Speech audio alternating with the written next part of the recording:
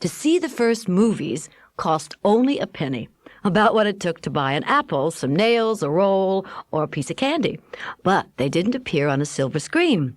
They were run-off connectoscopes. That is a battery-operated peep box, which were available along with phonographs and marble games and strength machines and penny arcades in the main part of town.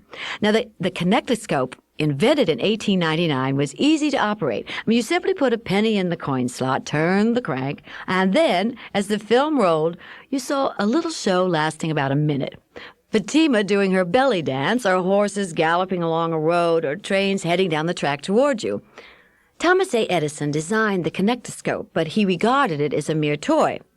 On April 23, 1896, he unveiled his Vitascope, a primitive projection machine in New York City. Edison's Vitascope show was a sensation.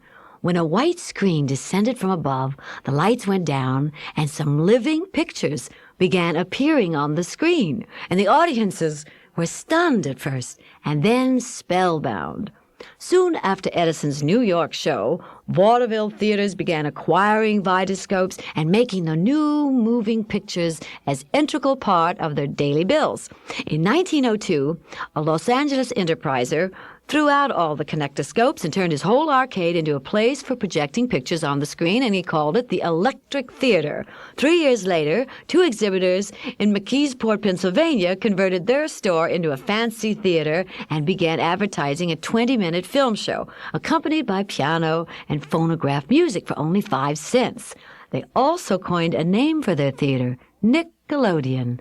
The McKeesport Nickelodeon was a huge success, and the lure of profits soon led enterprisers in other cities to follow suit. The nickel delirium would doubtless have subsided had filmmakers continued to grind out the same old stuff. Comic bits, chases, scenes from popular stage plays, news events, dances, and acrobatic acts. In France, though, George Millet, and in the United States, cameraman Edwin S. Porter, began experimenting with something new, the film narrative. One of Porter's narrative films, The Great Train Robbery, is still fun to watch. It lasts about 12 minutes, and it tells the story of a mail train held up by armed bandits, the organization of a posse to pursue them, and the capture and destruction of the gunmen at the end. Porter's The Great Train Robbery was a smasheroo, as Hollywood would later put it, and it gave the movie industry a big boost.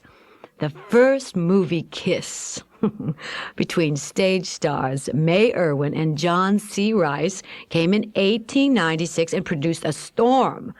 Though the kiss, as the film was called, lasted only 50 feet, it roused the wrath of a prim publisher in Chicago named Herbert S. Stone.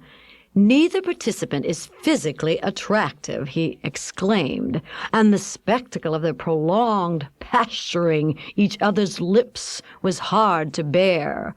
Pronouncing the film absolutely disgusting, he called for police interference. One Nickelodeon was showing a film of a great French auto race, and suddenly, in the most exciting part, the film broke, and the projectionist stopped the show in order to splice. "Oh, hell," cried a young, rough-looking lumberman in the audience. "The race will be over before he gets the darn machine fixed." To keep listening to this audiobook for free, click the link in the description. It will take you to a free Audible trial where you can listen to this and many other books for free for 30 days.